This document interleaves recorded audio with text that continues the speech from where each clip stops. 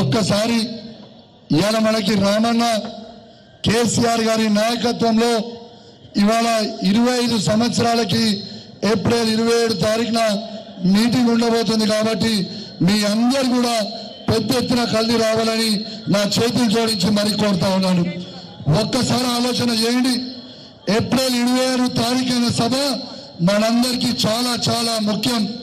ఎందుకంటే ఆ సభ సక్సెస్ చేసుకున్న తర్వాత ఒక నెల రోజుల తర్వాత మన స్థానిక సంస్థ ఎలక్షన్లు ఉంటాయి.